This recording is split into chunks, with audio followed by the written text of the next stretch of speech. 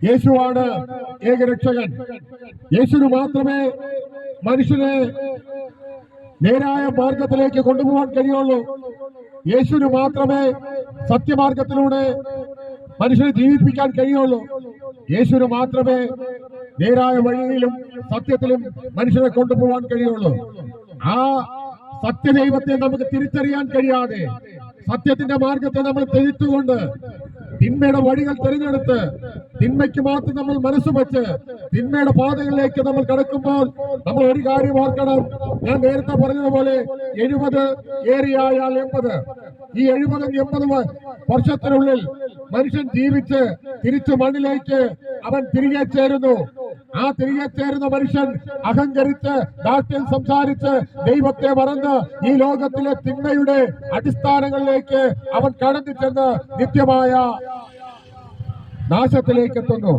ഞങ്ങൾ കേൾക്കുന്ന സഹോദരങ്ങളെ, 70-80 വർഷം ജീവിച്ചിട്ട് ഒരു മനുഷ്യൻ ഈ ലോകം വിട്ടു പോകുമ്പോൾ നിത്യമായ നരകത്തിൽ പോകാനല്ല ഞങ്ങൾ പറയുന്നത്, നിത്യമായ സ്വർഗത്തിൽ പോകുവാൻ യേശുക്രിസ്തുവിന്റെ മാർഗമാകുന്ന സത്യമാർഗം നിങ്ങൾക്ക് ഉപദേശിച്ചു തരുവാനും ഈ സത്യത്തിന്റെ വചനം നിങ്ങളോട് പറയുമ്പോൾ നിങ്ങളുടെ ഹൃദയം കലങ്ങിപ്പോകാതെ ഈ പറയുന്ന വചനത്തിൽ യേശുക്രിസ്തു പറഞ്ഞ ഒരു വാക്യമാണ്, നിങ്ങളുടെ ഹൃദയം കലങ്ങിപ്പോകരുത്, എന്നിൽ വിശ്വസിപ്പേൻ, എന്റെ പിതാവിൽ വിശ്വസിപ്പേൻ.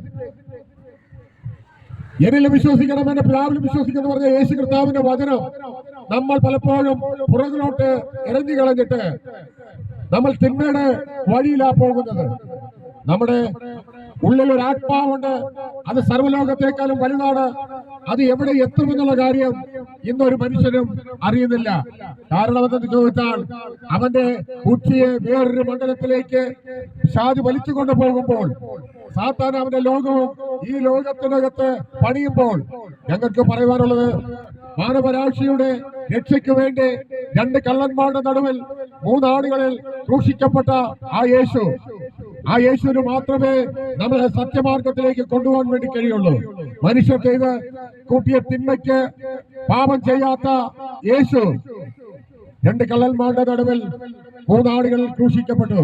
ഞങ്ങൾ കേൾക്കുന്ന സഹോദരങ്ങളെ, തെറ്റ് ചെയ്യാത്ത യേശുവിനെ 5 കോടതിയിൽ 6 പ്രാവശ്യം വിസ്തരിക്കുമ്പോൾ അവരിൽ ഒരു കുറ്റവും കാണുന്നില്ല എന്ന് പിലാത്തോസ് പറയുമ്പോൾ ഞങ്ങൾക്ക് നിങ്ങളോട് പറയുവാനുള്ളത്, യേശുക്രിസ്തു സകല ജഡത്തിന്റെ ദൈവമാണ്.